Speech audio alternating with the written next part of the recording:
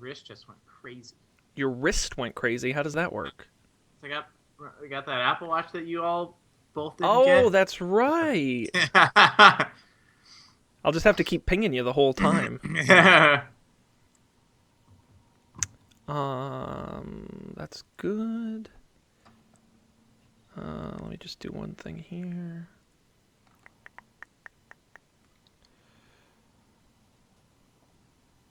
Okay, that's working. Record on. Coming up on this brand new edition of Don't Panic, we've got the whole gang here, and we're going to talk tech news, including new phones from Samsung and LG, including one with many friends. We're also going to talk about freeing your cable box and the battle between Apple and the FBI. It's going to be an exciting Don't Panic with the whole team. We hope you stick around, because Don't Panic's going to start right now. This is Don't Panic, episode number 122, recorded February 22nd, 2016. On new Galaxies, LG's friends, and a Big Apple fight. Hello, everybody, and welcome to this episode of Don't Panic, the technology podcast that will never give a backdoor to the FBI. I'm Sean Jennings, joined as always by the Walter Bedell Smith and Stanley Finch of technology. They know where the secrets are kept. It's Colby Rabideau and Dan Miller. Gentlemen, welcome to the program this evening. Thank you. Thanks for having me, Sean. Oh, well, you know, Dan, I figured after 121 of them, why not do it again? Yeah, it's a pleasure. It's a pleasure to be here. Honored. Well, you know, by the end of the hour, we may change our mind. We'll see. I make no commitments. We made a terrible mistake. Be like, just erase all the other ones. We're going to start over. Yeah, I don't know how well that would work. Would you guys like to know who you are this evening? Who I compared you to? Yes. Yeah. Are you familiar with the great histories of Walter Bedell Smith and Stanley Finch? Oh. Sounds kind of familiar, but no. Well, how about this? In honor of the little tag, because I try to make them related, Walter Bedell Smith was the first director of the CIA, and Stanley Finch was the first director of the FBI. Nice. Which Stanley Finch, by the way, an awesome spy name. That's totally true. That is pretty. Walter Bedell Smith. That's not as catchy. Yeah, that sounds a roll little too much like bidet. But I'm sure he got teased a lot in the schoolyard. So how are we doing this week, gentlemen? Colby, you weren't here last week. You were seeing this great nation of ours from the rails, not as a hobo, but as a paying customer. Yep. Yeah, I paid to take a 30-hour train ride. It was pretty cool. I think I would recommend it. It was so I think it's the closest I'll ever get to like living in a spaceship. Like, it's basically a spaceship. That's fair.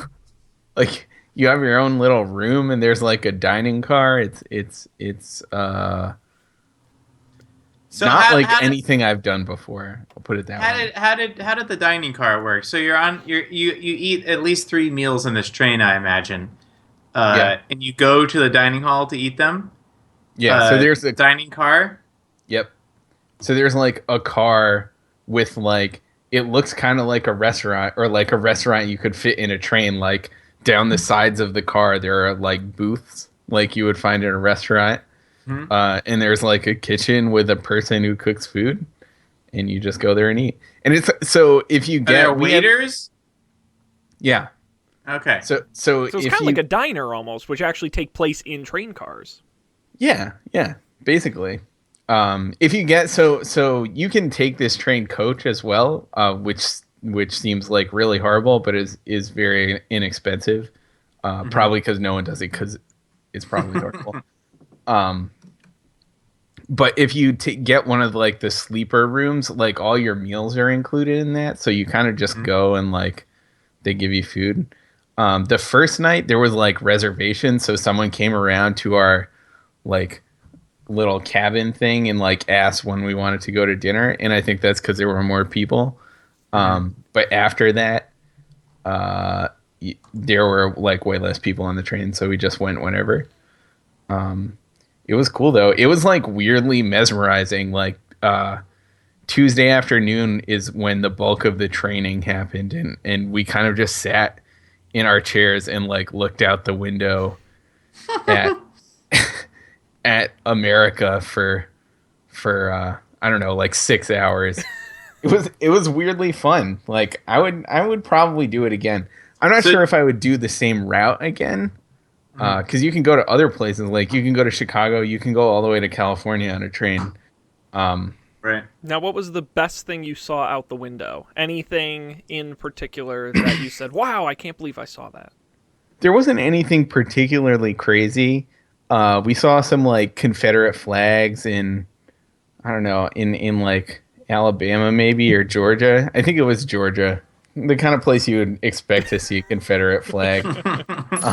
It was like a lot of farms. There was like lots of like factories and stuff.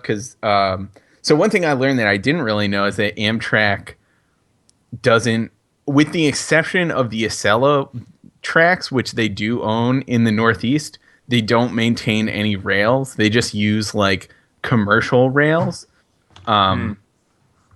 which contributes to Amtrak's reputation for being unreliable because they always have to wait, or they always go second to like whatever whichever company is whatever trains are coming through that like belong to the company who owns the rails.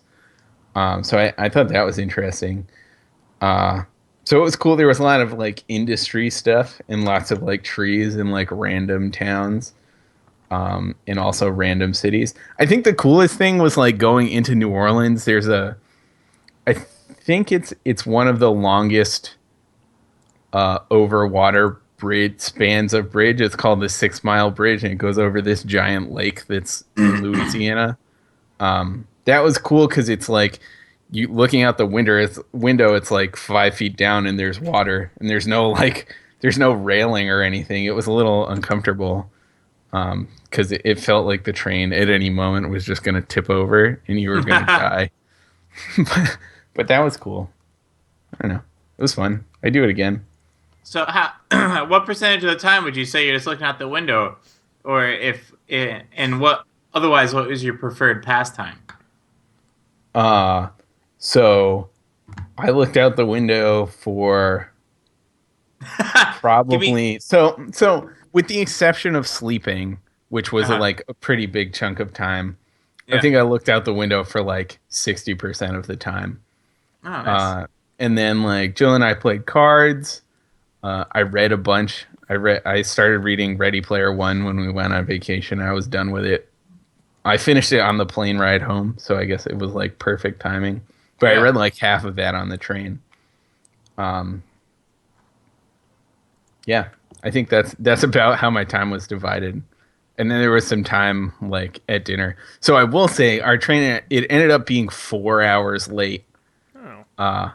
Because well, so the snow, the winter weather we got on Monday, if you recall, they also got in like Virginia, and so they got like freezing rain. So there were a lot of like, I guess during the night there were lots of like trees down on the tracks.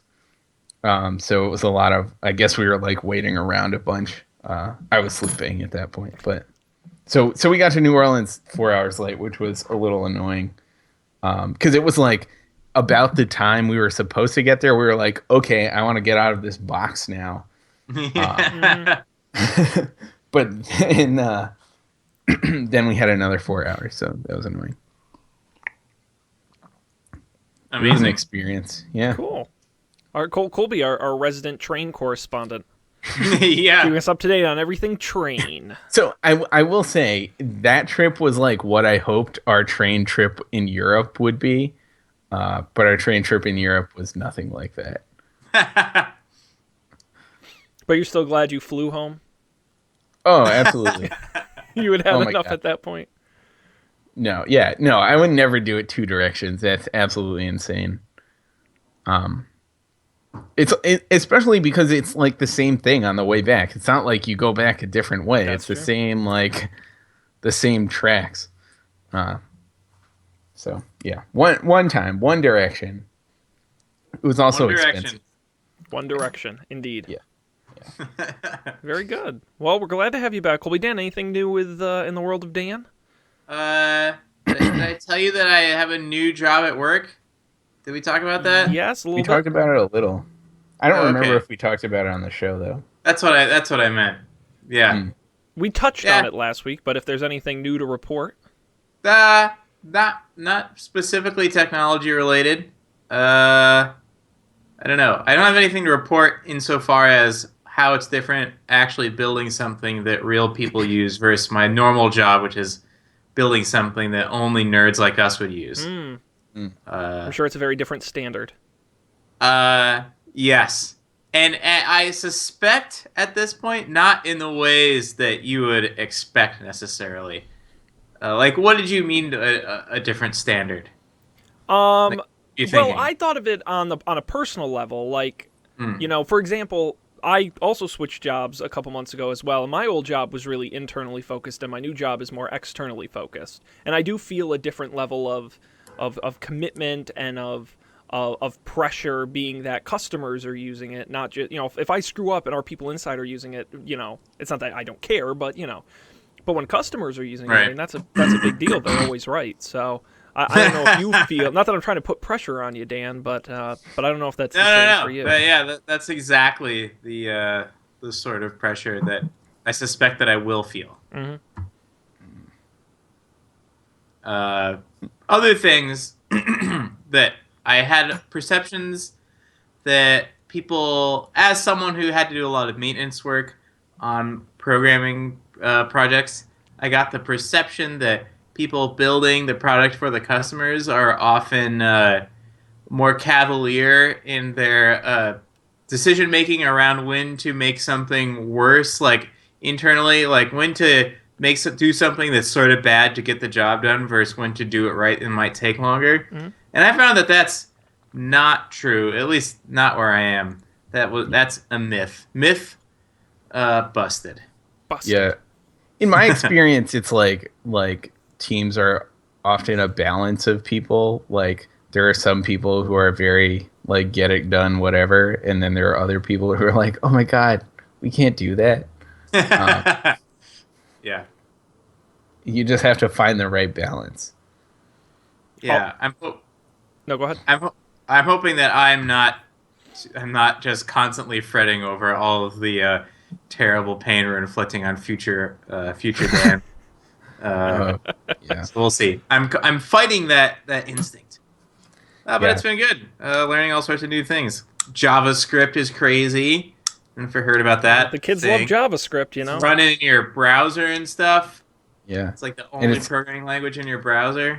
it's changed so much since the last time you did it too. Yeah. Everything is different. Everything's an object. Well, that was always the case, but Yeah. I had forgotten, or I quite possibly never really realized that. yeah. Indeed. That's all that's new with me. Nice. Went back to the alma mater this weekend. Mhm. Played I the saw trumpet. hanging out with the band. Yeah. I Had a can't little believe they let you surprise. back. Yeah, I had a little surprise performance for the 30th, the band director's 30th anniversary at the college. Oh, that's fantastic. Yeah. How is Art doing? He's doing well. He hopped around the basketball game, did his little song and dance. At however old he is, pretty old. Mm-hmm. Yeah.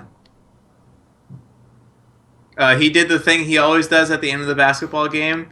I don't know if you saw that basketball game. The women's basketball team won by one basket in the last second of the game. No, that's exciting. Nice. Yeah.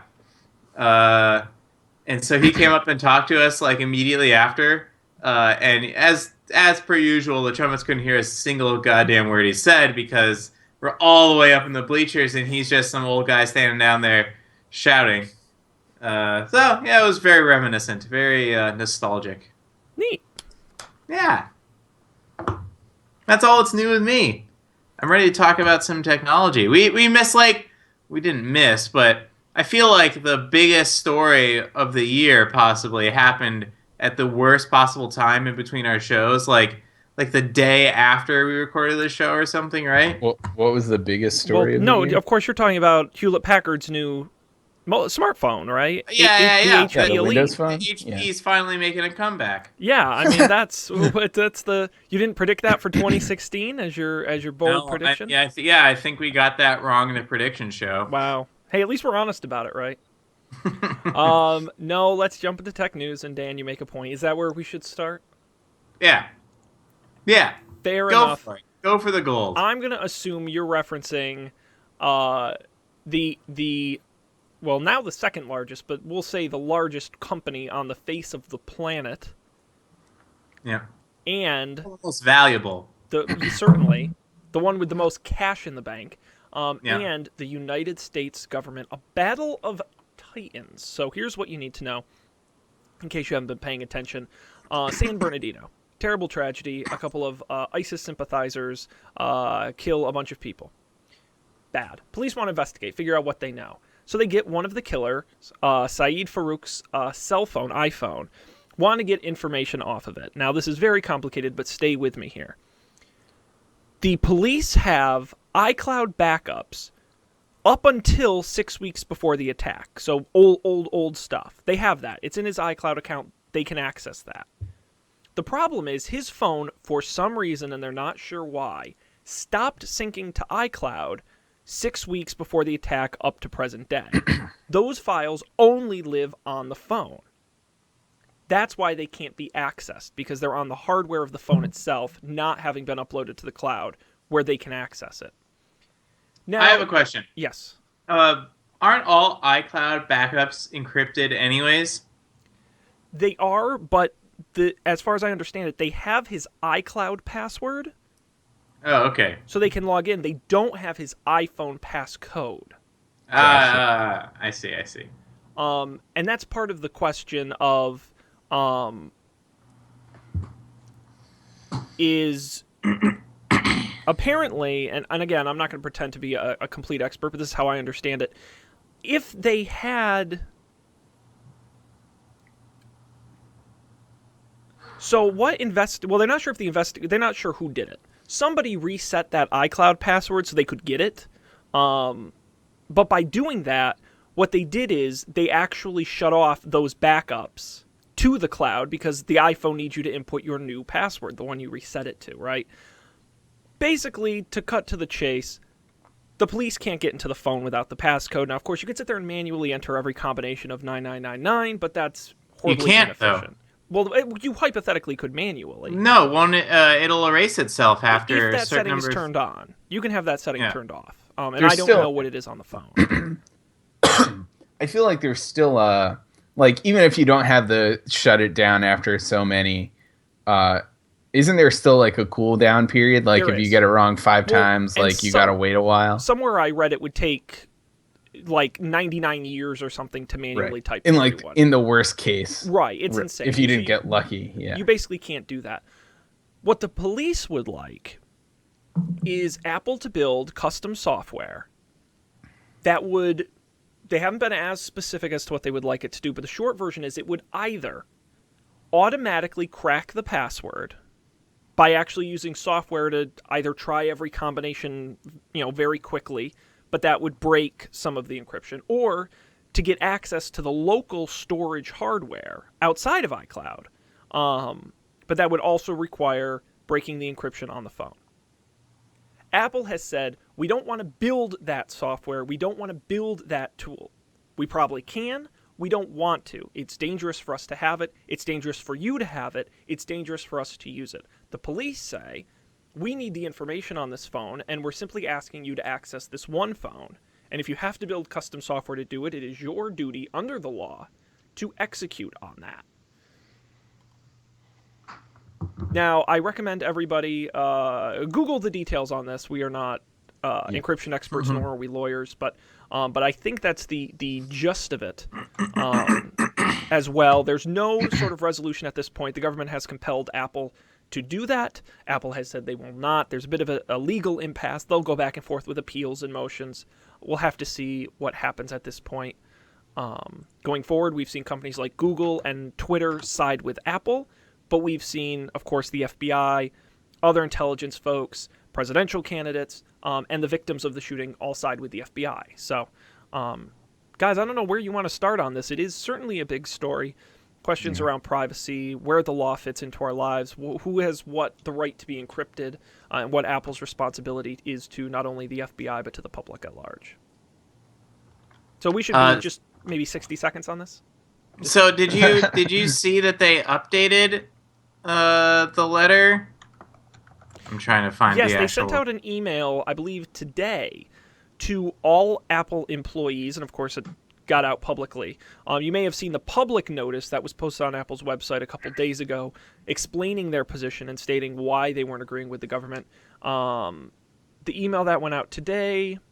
No, I'm talking if they release a new webpage with more information about this. It has questions the like... Q&A page, yes. Yeah. Is it technically possible to do what the government has ordered? They say yes, but like you explained, something we believe is too dangerous to do. Mm-hmm. Another question I've heard brought up a lot is, could Apple build this operating system just once, only for this iPhone, and then never use it again? And they're like, yeah, but it would still exist somewhere in our network, and someone could get it, and that would be really bad. They ask, has Apple unlocked iPhones for law enforcement in the past? The answer is no. Bunch of stupid BS here. Well, and that's what's interesting about have they unlocked it before is that previous to iOS 9, they could unlock it. It wasn't an encrypted OS. That was a big push. We remember we talked about the keynotes where their big pushes were user data privacy and encryption and the fact that your data is your data and Apple doesn't have your data. We're now seeing the fruits of that labor because they literally, hypothetically, I mean, they could build software to break it, but they used to do this all the time for police, and they did this on purpose so they wouldn't have to. Yep. Yeah. I mean, it's the thing, encryption is weird. I mean, talking about, like, this issue, I think, is very weird. Because, like, I don't know, abstract, like emotionally removing myself from it. Like, you know, like, police warrants and stuff, like, I guess that's okay. It's, like, kind of necessary, right? Like, I don't know. It's a part of, like, that's a thing we've accepted in our society. That the police can get warrants and they can come search your house or whatever. You may disagree with that philosophically. I don't know, whatever. I don't particularly. I think it's like, you know, it kind of makes sense. The problem I see coming into this is that while, yes, like, in isolation, like, I don't have a problem with the police, like, being able to get a warrant to, like, read your messages. I guess I think that's fine. Especially if they're getting a warrant. Like, we're not talking NSA stuff where they're just collecting them all just for shits. Like, going through the court system and, like, this person has, like, clearly committed a crime. I mean, in this case, very, like, certainly committed a crime. In other cases, you know, is maybe suspected of committing a crime or whatever. I don't philosophically have a problem with that on this for the same reason I don't have a problem with, like, warrants to search someone's house. The problem is, like, I am inclined to agree with Apple's argument that this thing's, like, simple existence is dangerous. Like, just the fact that they would go through figuring out how to do it means, like, one, there's one or more people who know how to do it. Two, the copy of the software, like, that the version of the software will exist somewhere, whether it will be Apple will have it. If the police, like, have a copy of the software or a copy of that phone, like, that's a vulnerability there. I don't know. It's uncomfortable and like, the possibility that something like that could get out is just the fact that, like, an internal Apple email leaked, right? Like, that's the problem, right? Like, I'm sure they would protect something like this a little more aggressively than like that email, but still, like, you know, like, people are unreliable. Well, don't you think that I don't know, every email that is ever sent out to every employee at Apple is always leaked. Oh, like, yeah. those are Right. practically public addresses. Mhm. I think they know that. Everyone down to the store employees probably gets one. Yeah. It's kind of an atom bomb argument, isn't it? A little bit, where when you create such a powerful weapon, there's people will know you have it. There's always the temptation to use Right. it. There's always the threat of it over your head. There's always someone wanting to get some of it. Yeah. And yeah, go ahead. So I was just gonna say, like, while like this sort of thing protects messages, which are like, pretty personal and for some people perhaps could be damaging, like encryption like this also protects like things that are really important, like things like your credit card information and your social security number. Like I have my credit card info in 1Password, and 1Password is protected by, well, I guess it's protected by Touch ID, which is sort of a different thing. I wonder if they decrypt if because your Touch ID is also the thing that's encrypting your phone. Mhm. I Touch wonder ID if, is like hardware encrypted, though. It lives in its own like little chipset on the phone. Like I don't think you can reset Touch ID without like Touch oh, ID. so if this phone had a Touch ID sensor, there would be there would not be a technically feasible way to do this. No, I don't think so, because you can, even if you have Touch ID enabled, you can still passcode into your phone, right? Like Yeah. if Touch ID Yeah, doesn't it's work, the same or technology. It's just because they're both hardware on some level encrypted. are they? Yeah, I mean, I don't know. they build that right into the hardware. But I will also Well, say that there have been reported cases. This is why a lot of real hardcore security experts say you shouldn't use Touch ID, because there have been cases of police restraining people and forcing them to unlock their phone, or even using the Sure. fingerprints of dead people to do it. So, Yeah. um, Yeah. Yeah, oh. But in any case, my point was that like the contradiction, I think, is that the real big problem with the government asking Apple to do this is that like social security numbers are incredibly insecure. Like it's ridiculous that we still do that is how we are identified. It's terrifying. I think about that at least once a week, and I get like very, very scared. And the fact that that could be somewhere on my phone, and the government, who has done really nothing to change that, as far as I know, would like force a company to do something that could compromise that information, that could really ruin my life, right? Like completely ruin my life. If the wrong person got their hands on that and I wasn't able to take action before, it was too late. I think that's the real problem there. And obviously the FBI is kind of separate from the Social Security Administration or whoever is doing that. But like at the end of the day, like that's where it's coming from. And I think that's where I think they should lose. So I don't know. Until there's some encryption of its own like involved in my identity, like until I can be cryptographically verified as a person, I don't think they have any business messing with this sort of thing. That's So my you want Keybase.io as your government profile. definitely. That's interesting. I've never heard that brought up before. Like the social security angle. I mean, it freaks me out so much. Like credit card numbers, whatever. Somebody gets my credit card, I'll shut it off. Like I feel like, like I get notifications whenever any transaction goes through on one of my accounts.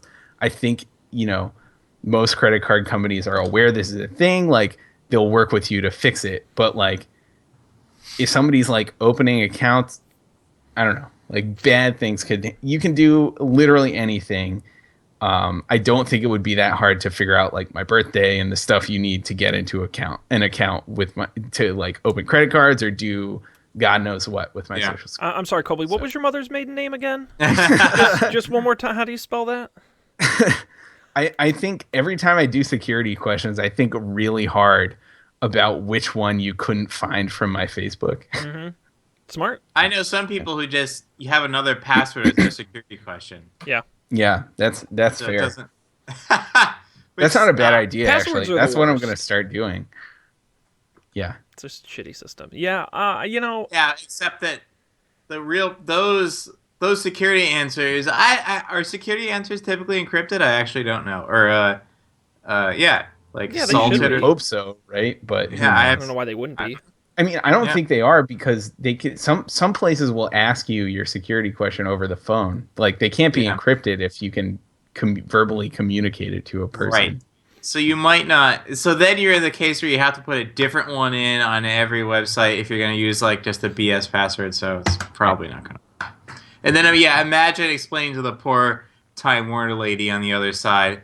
Okay, it's X capital C exclamation mark QB3. Yep. What's your mother's maiden name? X. You're like, wow, what is that? Polish? That's unique. No, it must be a Welsh. Yeah, no, that's why I don't mind two-factor authentication because you do get that unique Yeah. password with every site. Yeah, So yeah. Go ahead. one other thing, real quick. It's true now that like Apple can't unlock my phone because it has additional hardware. I read, but I forget exactly how that hardware works. Mhm. Does anyone remember? No. Okay. All I remember is that like there is a separate like chip thing. Touch ID like lives in its own isolated Yes. portion of the hardware, and all the phone does is like ask Touch ID like, "Hey, is this real?" And Touch ID is like, "Yeah, that looks real." Well- But your phone can't. It can't like. It doesn't actually read your fingerprint data. Well, if and that we makes- touched a little bit. See, they touched on it last week briefly with the Error 53 issue that came up with people having their screens replaced. It would break the connection between the Touch ID and the phone, and because it couldn't verify it as a safe encrypted hardware piece, it was giving people user errors and not letting them use their phone. So another reflection of that important Right. connection. Right. Okay. Yeah. So that's why. I hate talking about privacy stories on this show. I really do because they're hard. Why? They're not easy. Because they're not Oh, easy. Because okay. you know what? The FBI is right. The FBI should be using every means at their disposal to get the information from these people. It is their job. I mean, That's is what they're there their for. But what I like about this story is Apple had a choice to make. Are they beholden to the law or are they beholden to their users? And they chose their users. And yes, maybe some of that's PR, but for the most part, I genuinely feel, and they've done this even before they were held up by the law, that they put users first, and that's hugely important. And so I'm not surprised the FBI is using every avenue they can to get it, because I expect Apple to do the exact opposite.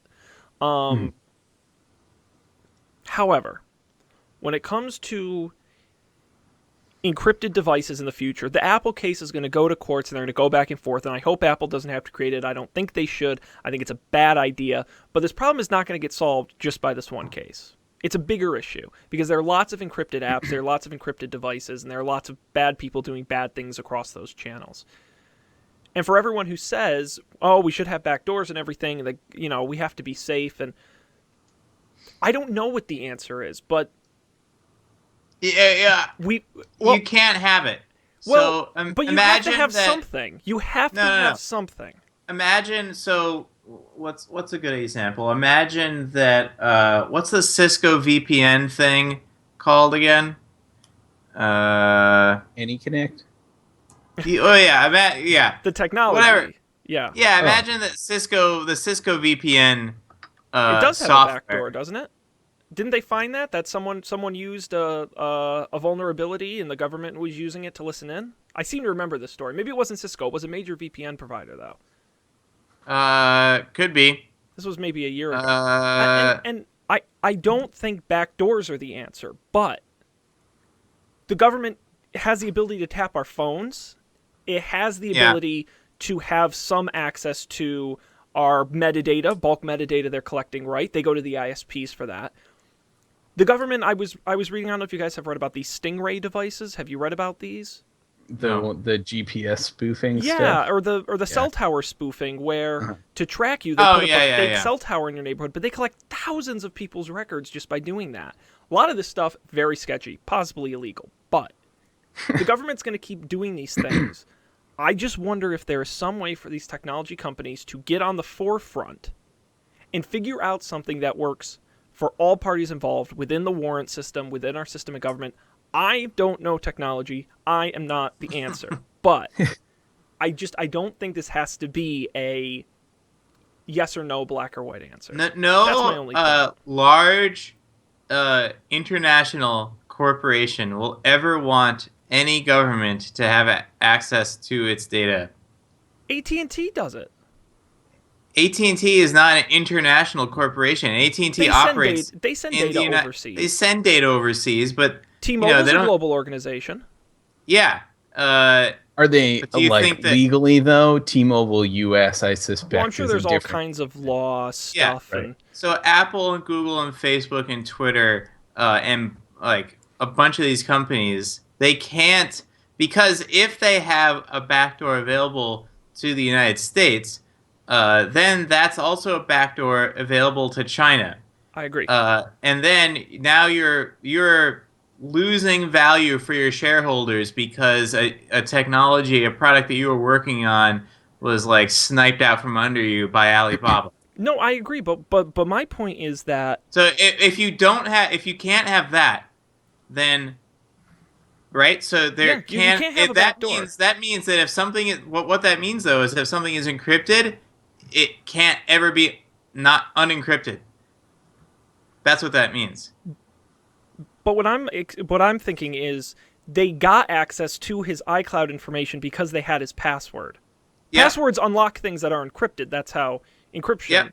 And, Sure. and if there is a system in place for these companies to work with law enforcement in a way that's fair and organized to get access to data, this is a unique case because of the reset of the iCloud password and because the sync didn't work and because it's hardware. And I realize you won't be able to do it in all cases, but there's got to be a better answer than this fighting. But I don't know. Why can't everyone get along? If you get the that's password really- though, then Well, I mean, I feel like they didn't get the password because Apple gave them the password. They got the password, I mean, effectively doing what you would call hacking, right? Mm-hmm. Like they reset his password and had access to his email so they could change the password to But something Apple they offered knew. to help in any way they could. Now, in this case, they Sure. didn't need to, but Right, but they offered to help, but they weren't breaking their encryption. Like they didn't Right. break their encryption to get them the password. right. And I like that. Let's do more. And That's the that's- point I'm getting at. We yeah. don't That's have to break fine. encryption. yeah. I mean, but I as think soon they as should you help. introduce- But that's what bothers me about this public argument around this is everyone is saying, well, the FBI says encryption's bad, so encryption must be bad, and we must shut it down, and there needs to be a back door, and I can't believe the government can't take down terrorists because Apple is encrypting things. Like, we're totally like we're on the highway and we blew past our exit here. Like, we were supposed to get off a couple miles ago where we realized that it's not encryption that's the problem. It's that there aren't structures in place for people to figure out ways to get access to certain information at certain times with certain permissions. But eventually, in the very near future, this will all be impossible. Like, we can see the tea leaves. 10 years from now, there will not be any iPhones around that you could ever access the data on. 10 years from now, everything will be two-factor off.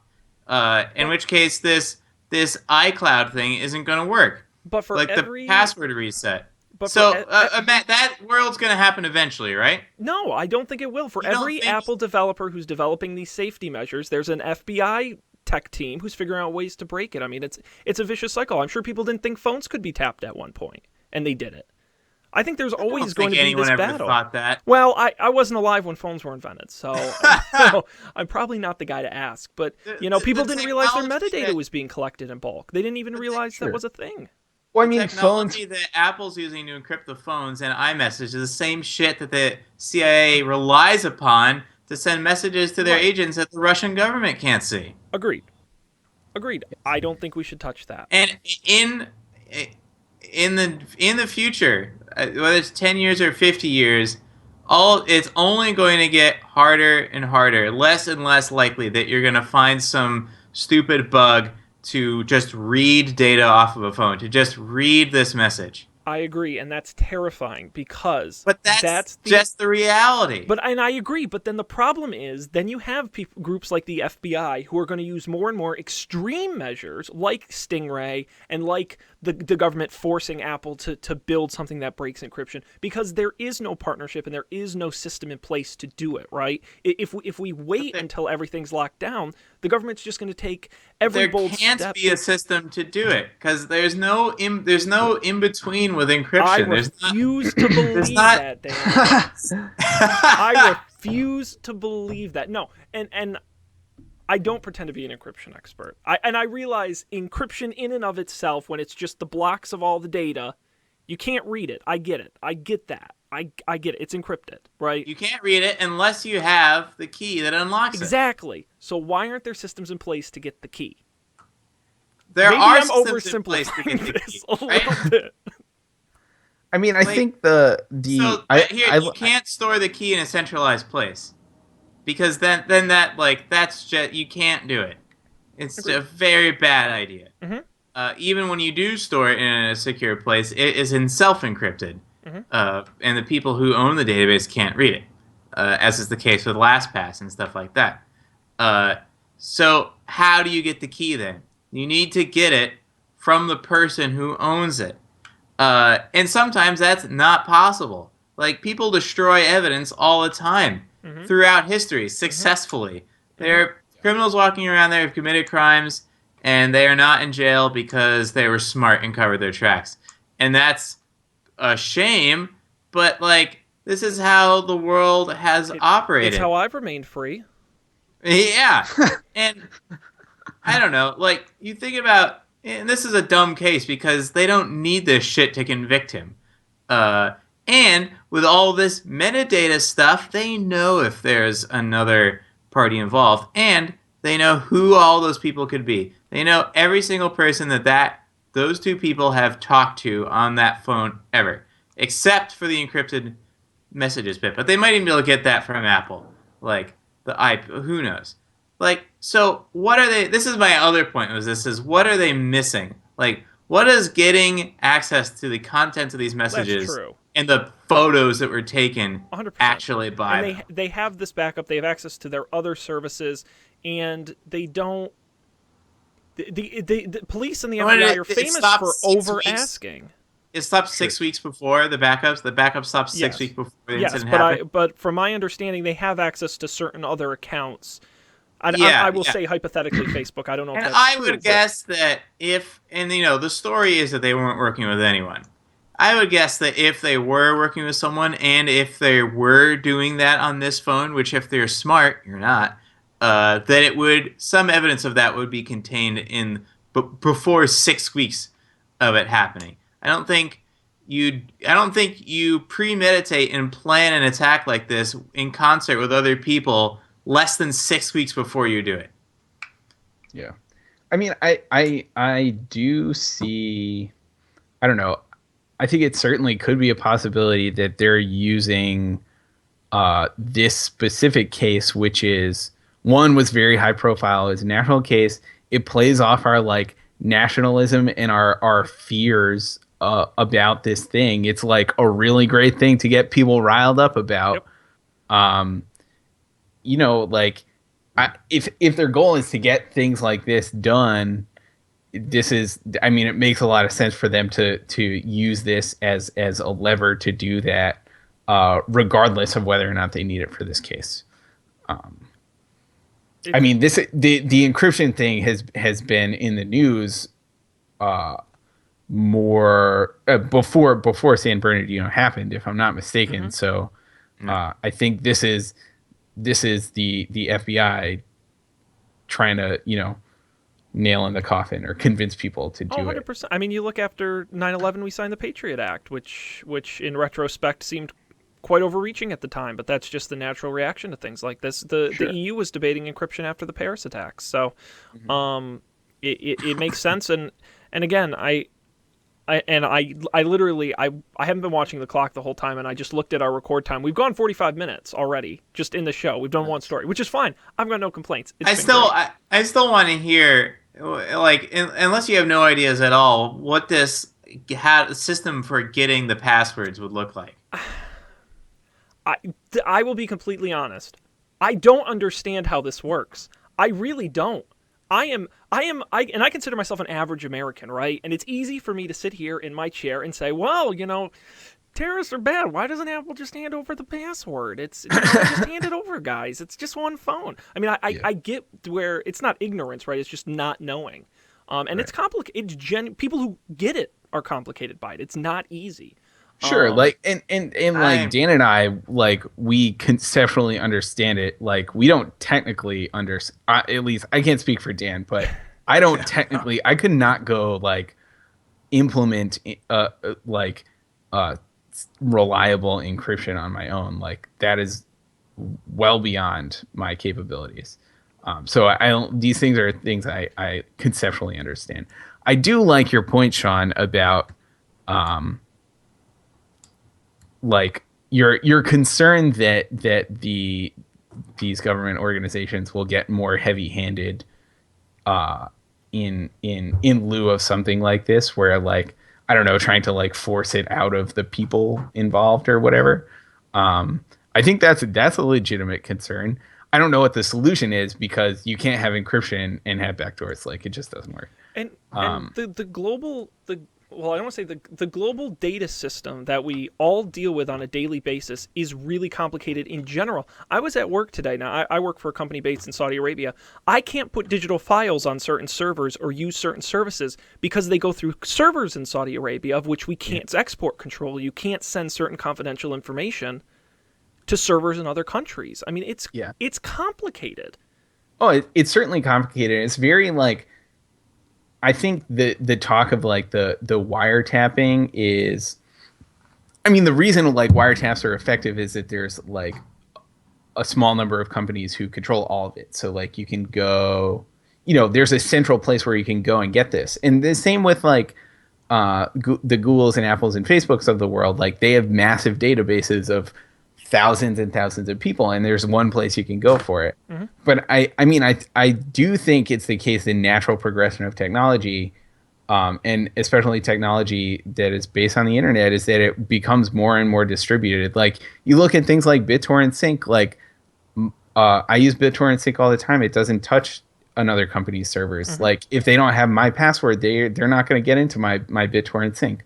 Like, my computers are all my hard drives are encrypted. I use the Apple, like encryption protection on my Macs and stuff. Like, unless there's like a software vulnerability in BitTorrent Sync, or they can get at my password, which is certainly possible.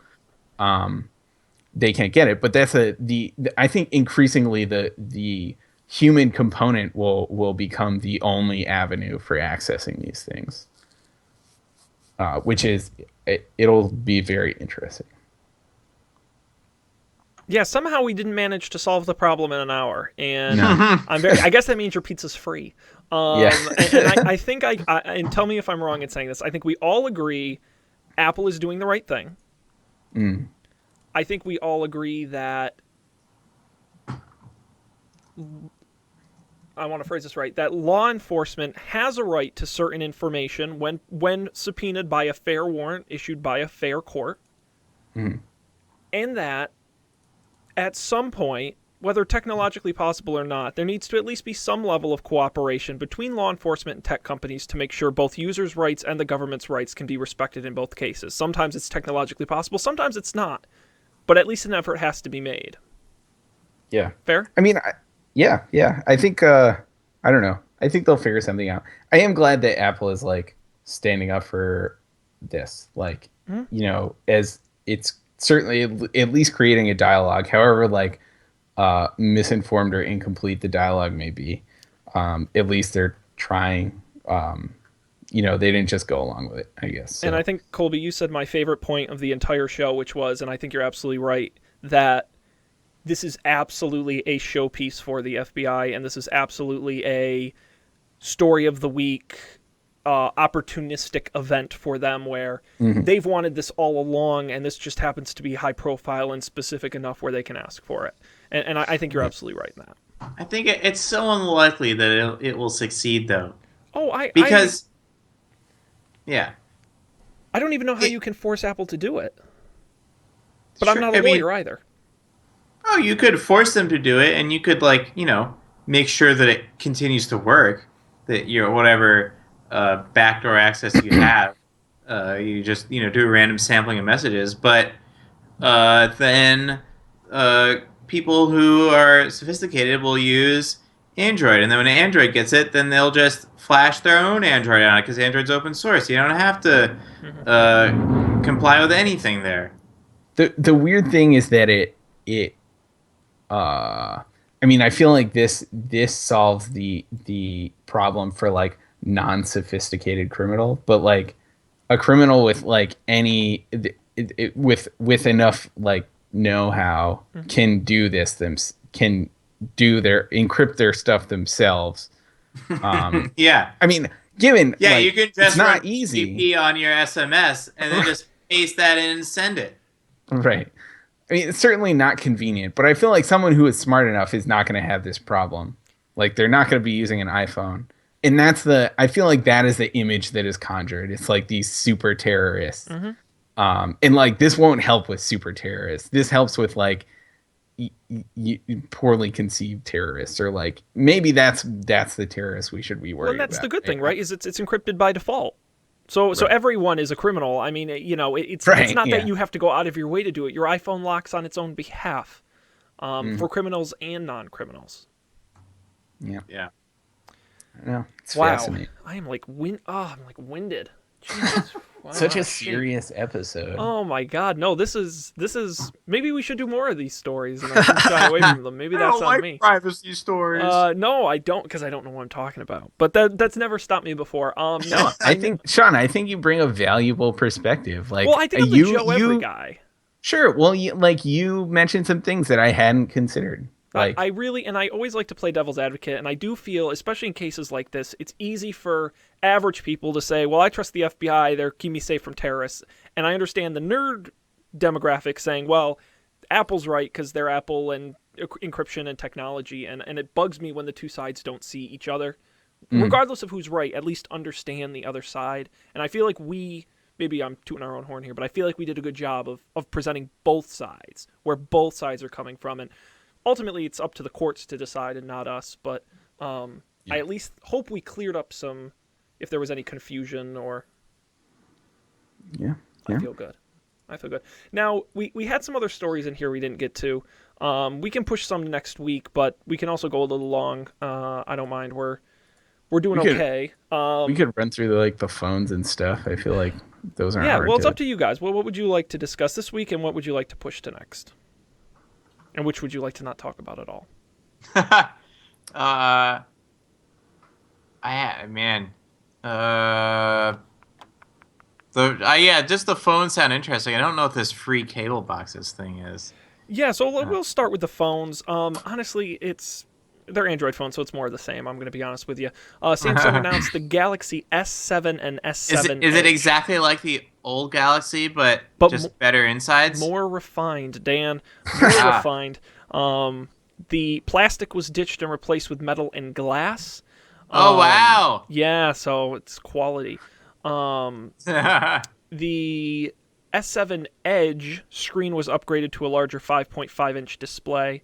Both phones have support for micro SD cards, as well as IP68 water and dust resistance, which means submersion in up to 1.5 meters of water for 30 minutes at a time, including sealed ports. Sticks with micro USB, does not bring in USB Type-C.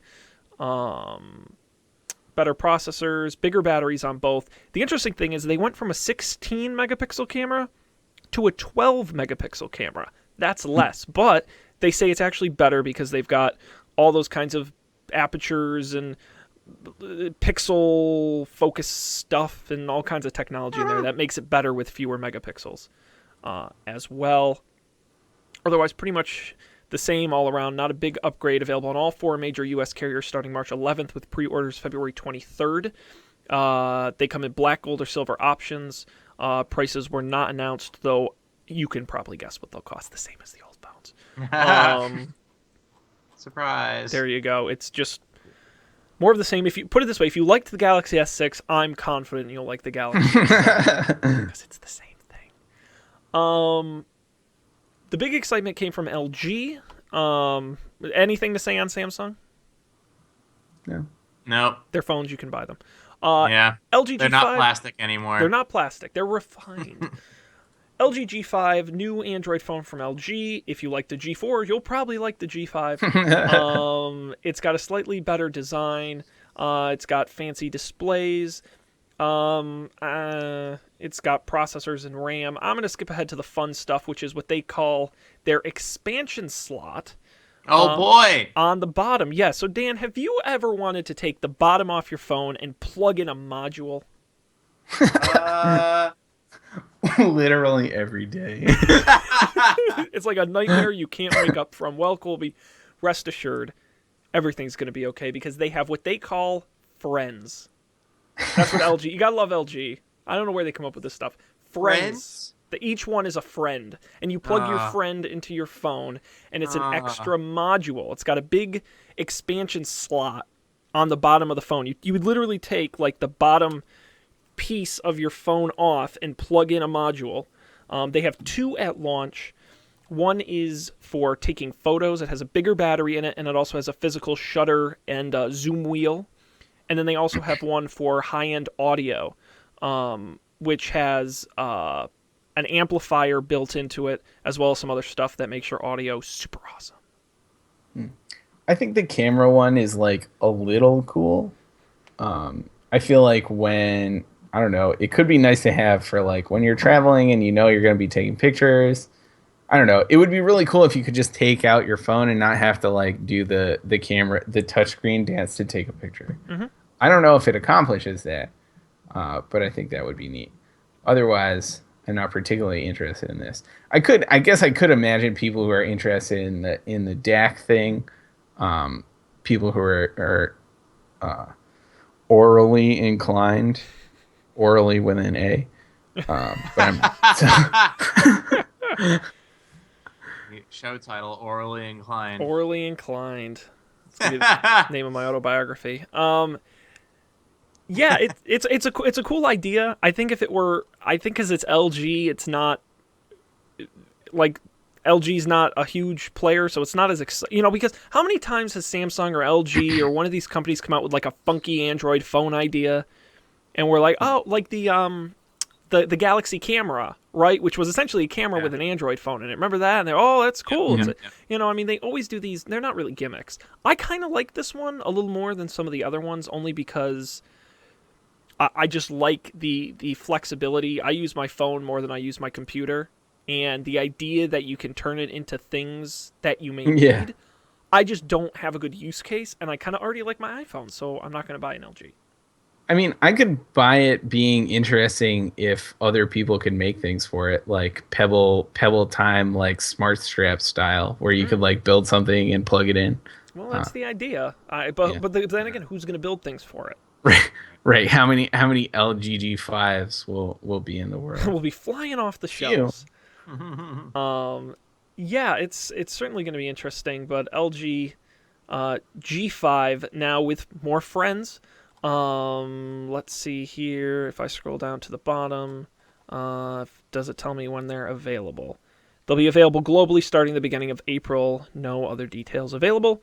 And we will end with Hewlett-Packard. We teased that beginning of the show.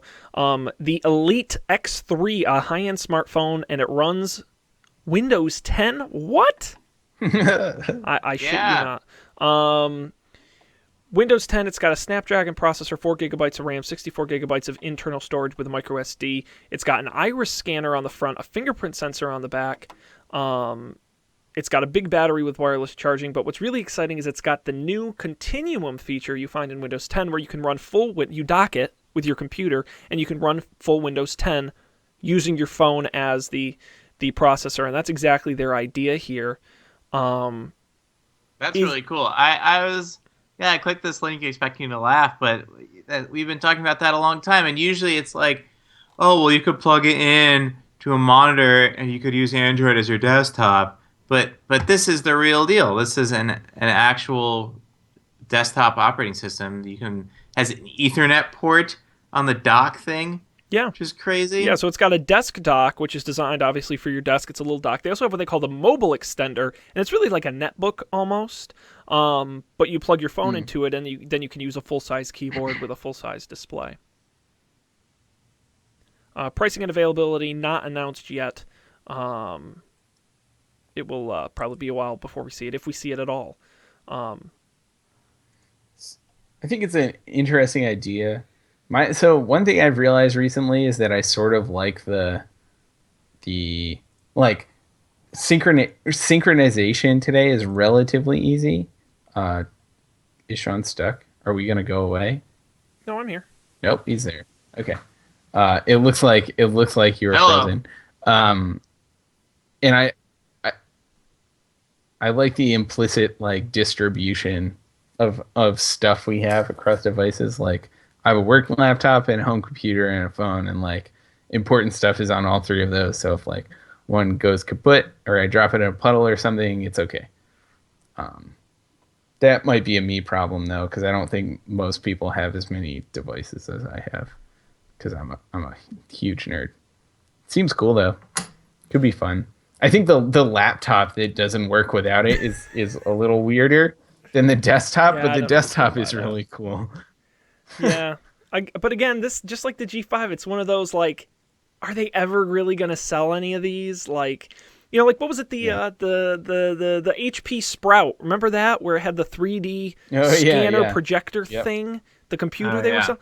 What it's like, how much of this stuff do they announce that just never comes out, and then they just keep selling printers? Like I don't know. I would Right. I would again, great idea, but is it?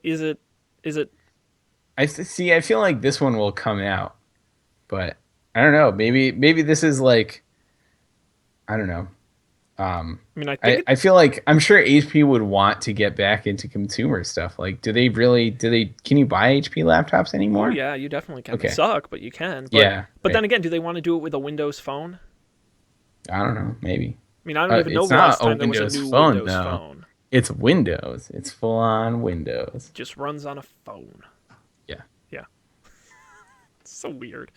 Such a time we live in. Isn't it? Everything used to be so simple. Isn't it? Back in the old days. All right, guys. I think we've got to get to picks because we're running long. So let's All jump right. into this. We're doing a triple media threat. We're gonna keep everyone busy. Oh yeah. Right here. I'll jump in first because I'm first on the list here. How many of you guys watched Breaking Bad? Raise your hand. I watched a little bit of it.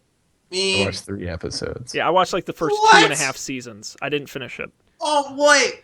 Oh Yeah, my what? gosh. Oh my! I think we really pissed off It Dave. was like, He's so The mad. I third. don't know, It man. only gets. Yeah, I know. I got That's burned a- out. Third season. I think at some point I'll do it, but like I tried and it was like, I've heard the beginning is not where it shines, but I just didn't get into it. It was like really heavy and not, I don't know, it didn't inspire me to continue. I agree, but I've got good news, Colby, because I've got a show. Even if you didn't watch Breaking Bad, you may still enjoy. And if you did watch Breaking Bad, you will definitely enjoy. That's Better Call Saul, of course, the spin-off of Breaking Bad, starring lawyer Saul Goodman, although we know him as Jimmy in the prequel, played by the amazing, one of my probably top 10 favorite actors, Bob Odenkirk, who's just amazing. Great on Breaking Bad, but even better on this. The second season premiered last week, so it's the second episode this week. The full first season is on Netflix. So you are in luck. Hour-long episodes, but it was a short season. It was only like 13 episodes. So you'll get through it quickly, and the second season's airing now. Regardless of whether or not you liked or watched Breaking Bad, I really enjoy the show. And like I said, I never finished Breaking Bad, and I still really enjoy it. Bob Odenkirk's great. The whole cast is great. It's just a really good show. So if you're looking for something to watch, Better Call Saul on Netflix, and the second season airing now on AMC, American Movie Classics. Dan, you're next on the list. What have you have for us? You got something else for us to watch? Yeah, so 2 weekends ago, I was deathly ill, and someone at work had been recommending this new sci-fi show, although I do usually call it the Sifi channel because they yeah. changed the name because there's oh my god, I would love to meet whoever made that decision and give them a nice firm punch in the face. Man, Don't yeah, hold back, we can Dan. talk Be about that later. honest. Yeah. All right, so here's the it's the science fiction channel, and maybe they're just starting to realize this now, but people watch it for the science fiction shows. No one watches, Sharknado. Great. Did that really save the network, that one thing? No. You need good science fiction shows. You need your Battlestar Galactica and your Stargate Atlantis, and why the hell isn't the new Star Trek on there? Like, what are you doing? Come on. So, yeah. Anyways, and so they're starting to realize this. So The Expanse is science fiction I would call it part Battlestar Galactica in that so each of these things I'm going to mention, there's like multiple concurrent threads running through the show, and at the end they all meet up. So there's one thread that is definitely Battlestar Galactica military-esque. There's one thread that is like political drama House of Cards-esque.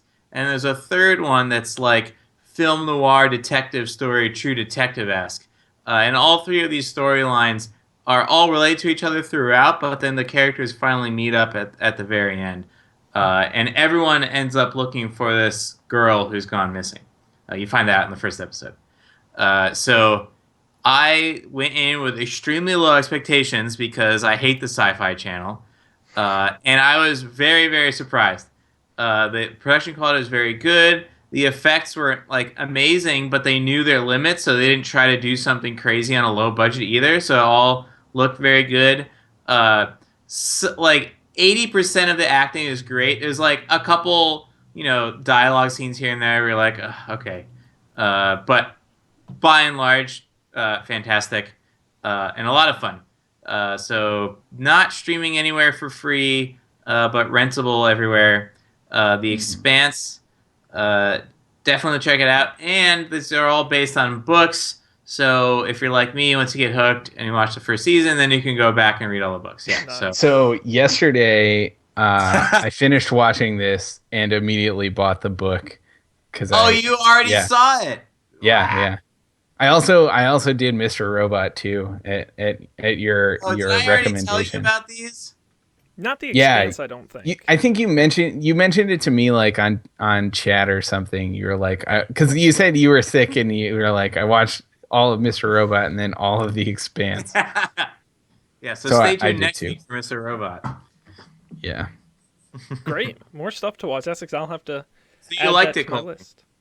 I did, yeah, I enjoyed it. I'm excited for the book. I got in like 2 chapters. Yeah, I haven't. But I started it like yet.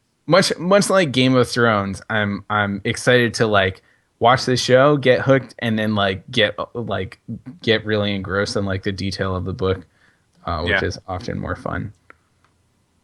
But yeah, cool. Excellent. The Expanse. Find it on Siffy.com. Ready Player One. Colby, what are you picking for us? Says you got a book. We did 2 TV shows, now a book. Super movie. Yeah, so in a shocking turn of events, I didn't read a book because Dan said I should read it. But I was going on vacation, I need a book to read, and I've heard people talk about this book called Ready Player One, mostly in the context of like VR news and like the Oculus Rift. It seems to be like, I don't know, people like point at it sort of wistfully or like the dream. Thinking about what VR could be. And I read it and I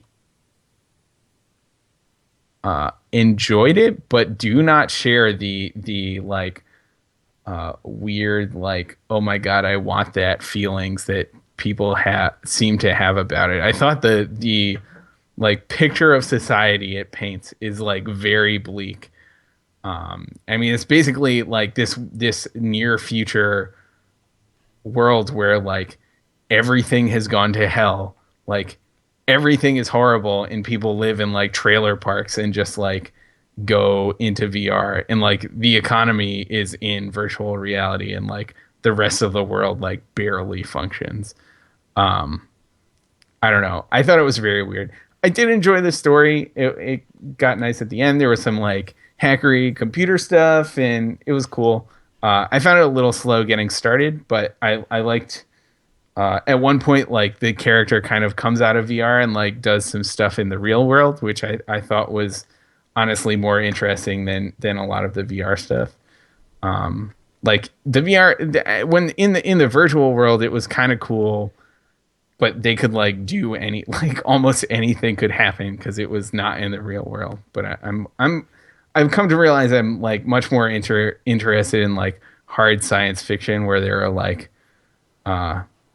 I don't know, like real world things. Like I really enjoyed Seven Eves, which was like pretty realistic to like what is. I don't know. That's what I like. But I think it's worth a read, even just to know what people are talking about. I did enjoy it. Like I powered through it in a week, so yeah, I'd give it a shot. Super cool. It's like $10 for Kindle, $9.99. Only a little more for real life books. So. And what's great is if you call up Colby for free, he'll just tell you the whole plot over the phone. Yeah, that's service we offer here exclusively. For sure. Fantastic. Ready Player One. We'll have the links to that and all our picks on our website, don'tpanic.io. You should go there because we have all of the episodes, all of the picks, all of the links, all of the everything. Don'tpanic.io is our site, and of course, at Don't Panic Show on Twitter. If you like us, you hate us, or you have any feedback or opinions, we want to hear from you. don'tpanicshow@gmail.com. Now, I do want to give one quick plug to the other show the three of us, along with Matt Mariani, do, which is Game Nights, and our continuing Dungeons & Dragons adventures through the Lost Mines of Phandalin. You can get that at GameNights.tv. We always have new episodes going up. It's a heck of a lot of fun. You can join in the story at any time. All the links to that are there. GameNights.tv. Gentlemen, anything else before we conclude this fabulous Monday evening? No? I don't think so. I'm all talked out. I know. Oh my goodness, I'm like I pulled a muscle or something. My goodness, we really powered through that. But thanks everybody for joining us. I thought this was a fun episode. Of course, we'll be back next Monday night with more Don't Panic goodness. We're trying to do these live, twitch.tv/Don't Panic Show, but or you can follow us on Twitter. Either way, we'll tweet when we go live right around Monday evenings, 10 p.m. Eastern. On behalf of Colby and Dan, this is Sean, thanking all of you for joining us and hoping we'll see you next time for a brand new episode of Don't Panic.